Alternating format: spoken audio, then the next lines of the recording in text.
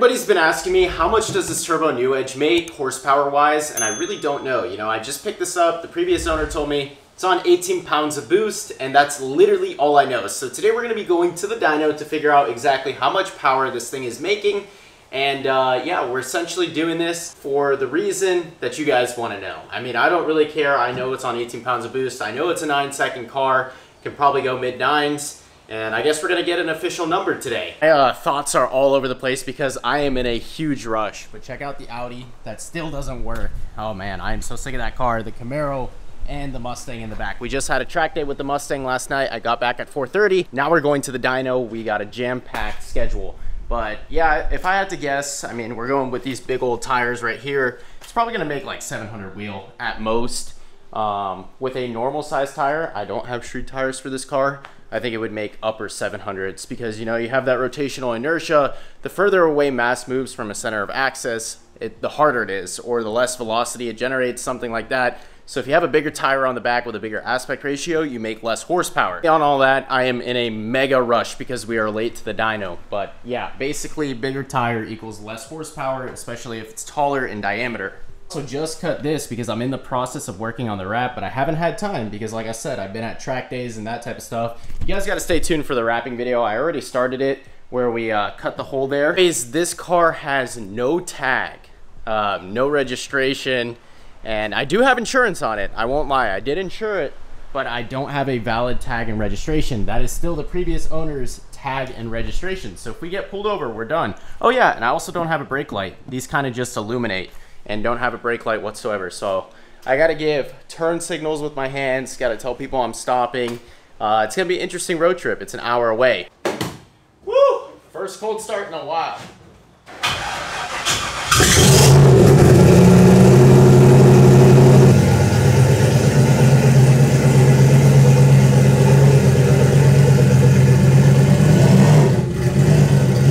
She doesn't look too shabby with that new hole in the turbo guard.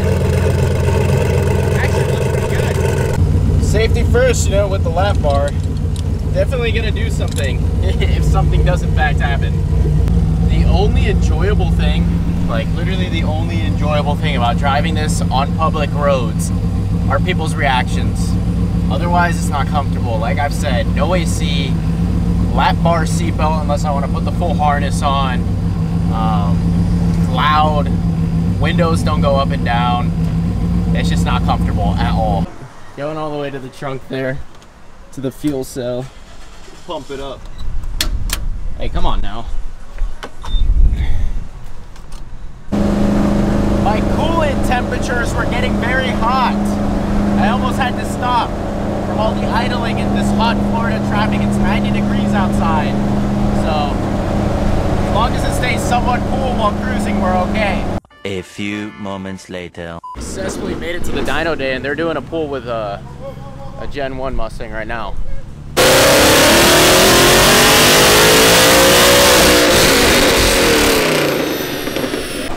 This Gen 1 just made 683, and then I think the new Edge is up next. This, I really like the Gen 1 because the S197 is arguably the best body style. It's a Boss 302 Gen 1 with a centrifugal supercharger on it. Probably manual too. Yep.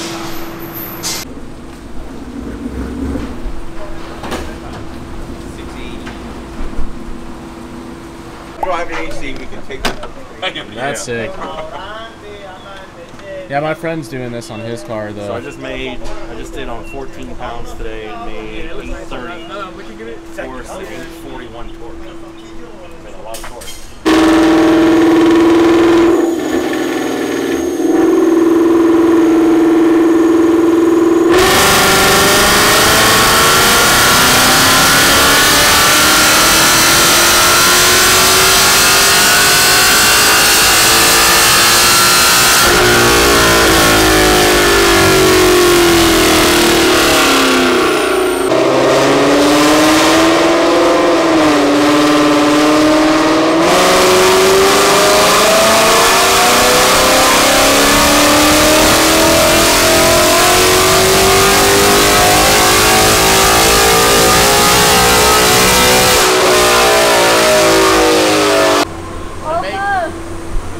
445. NA. We'll see what it makes. I hope it doesn't blow up. That's all I hope for.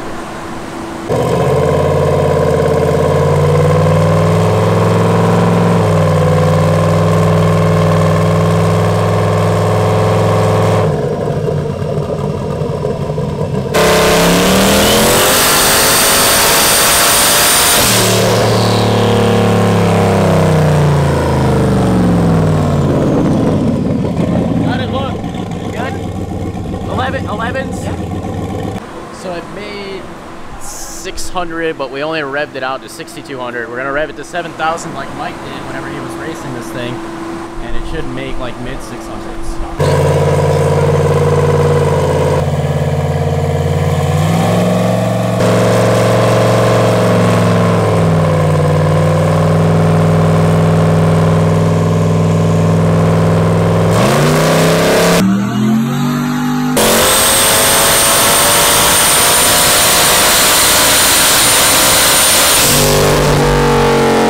So all in all, we made 610 to the wheels. How much torque? 609 or 622 on that one. Not too bad for the new Edge. Definitely exactly what I thought it was gonna do. Crazy how this car runs a high 9 at 600 wheel. It's because of the weight. We'll see right now if I make this 1 hour drive home. It's pitch black in this car. There's no lights whatsoever. But I think we got it. We came here just fine, no problem. Just left the dyno.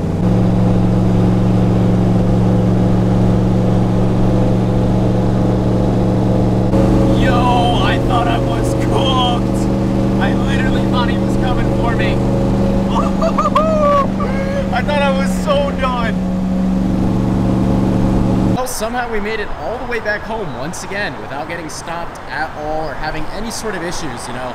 I just made a TikTok explaining that I don't get how I drove around an Audi S4 with no license plates, no taillights for like 2 months straight, never got pulled over. Must have some dumb luck or something. This thing has no license plate, no brake lights, and it looks like a cop magnet. I mean, let's be real. It's got a freaking turbo dump out of the fender, and it's got a turbo sticking out of the hood. It's also on a 15-inch drag pack. It should be a cop magnet, but I guess they like the car because I pass them all the time. And they don't pull me over whatsoever. The next day. I didn't even realize this, but the Turbo 400 results in a lot of parasitic draw. So I was doing some research, and basically this guy had a big turbo Terminator. He made 800 wheel with a manual transmission in it. Then he switched it over to a Turbo 400, changed nothing about horsepower output, stayed at the same exact boost level. He dropped 150 wheel on the dyno after changing to the Turbo 400. So if you look it up, Turbo 400 causes a lot of parasitic loss. Apparently it's from the high stall converter and just pretty much how the Turbo 400 works. I can't explain it, but a lot of people talk about it on the forums. If you look it up, all the Turbo 400 horsepower dyno numbers are massively deflated. And the only accurate way to tell what this car is making is by the quarter-mile trap speed. And the best CT it's had is a 9.9 at 139. So 139 mile an hour tells me that this car definitely makes around 700 wheel. We'll have to test it out, you know, go to the actual drag strip next and see what it makes to the wheels by the quarter-mile trap speed. So that 600 number is massively deflated. That's what I'm getting at. But if we look at it in comparison to the other cars, I mean, we know that this car probably makes like high 400s when it runs correctly. It never does. Anyways, yeah, my Mustang makes over 900 with the ESS G3X supercharger, but you're dealing with 18 pounds of boost to a 5-liter V8 as opposed to that little 4.8 over there. And then the Camaro with the 6.2 liter and the Whipple made 750 on full E85. So that guy right there is probably around the same horsepower as the new Edge in the garage. Where does it rank? It's probably, I'd say it's probably as fast as a Camaro. If we line them both up, the Camaro will probably be side by side with the new Edge. Maybe I'll have to do that next. I know Parker said he would drive the Camaro for me or the new Edge at the same time. He just didn't want to drive the manual car down the strip.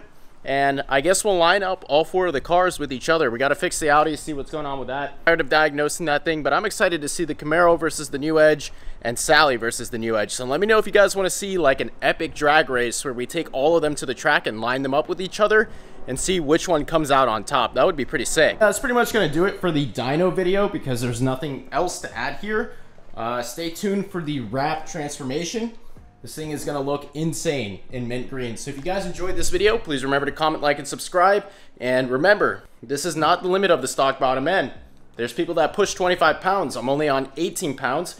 We can push it another 7 pounds if we really want to make that steam. So I'll see you guys in the next video.